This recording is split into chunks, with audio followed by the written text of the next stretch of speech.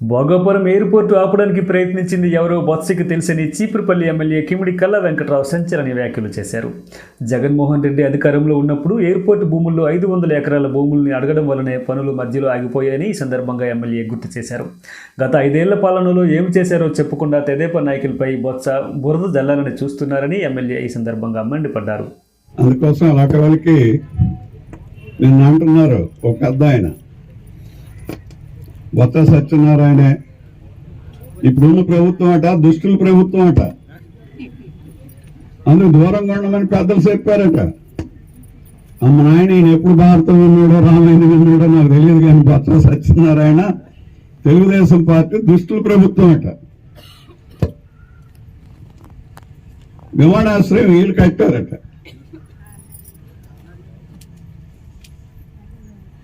విమానాశ్రయం ఎప్పుడు వచ్చింది? 2014లో కడతామని చెప్పాం. అక్కడ భూములన్నీ తీసుకున్నాం. కోర్టుకు వెళ్ళిన వ్యక్తులు ఎవరో బొత్స సత్యనారాయణ తెలుస్తున్నాం. ఎవరు వెళ్ళారు? ఆల్ పార్టీ వాళ్ళే వెళ్ళారు. వీళ్ళంటే ఎయిర్పోర్ట్ కట్టించారు.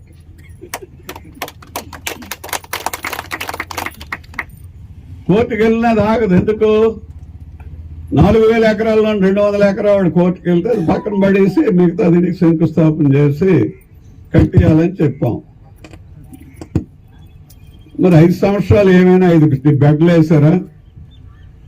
5 తట్ల మన్ను వేసారా?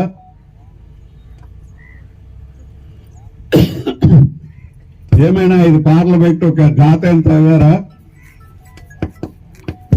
ఎక్కడ వేసింది అక్కడే 5 సంవత్సరాలు ఉండిపోయిందా లేదా మనకు దగ్గరే కదా, మనకు తెలుసు. చాలా మంది కుర్రాళ్ళు అక్కడ పనిచేయడానికి వెళ్తుంటారు రణస్థలం. ఏం అలికిరి లేదు. దేవుడి పనిలో దోపిడీలో ఆడున్నారు. జగన్మోహన్ రెడ్డి దగ్గర నుంచి ఇలా అందరూ కూడా ఆ 5 సంవత్సరాలు ఏడు చేశారు. 5 బెడ్లైనా వేయాలి కదా వీళ్ళు పని చేస్తే. అభివృద్ధి మీద వీళ్ళకి నమ్మకం ఉంటే పని చేయాలి కదా. వీళ్ళు చేసిందంతా ఏంటనంటే ఎవడైతే ఎయిర్పోర్ట్ కడతామన్నాడో ఆడ దగ్గర నుంచి 500 ఎకరా తిరిగి జగన్మోహన్ రెడ్డి బినామీ పేర్లకు రాసిమ్మన్నాడు. కాబట్టి వీళ్ళు పోయినంత వరకు ఆడు కట్టలే. అసలు కన్నం ఇది కాదని చెప్తానండి నేను.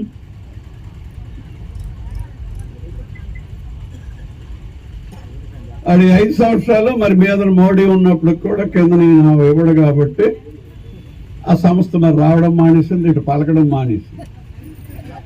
ఆలు జనం దగ్గర రైతుల దగ్గర కొనుక్కున్న 500 ఎకరాలు జగన్మోహన్ రెడ్డికి కావాలట.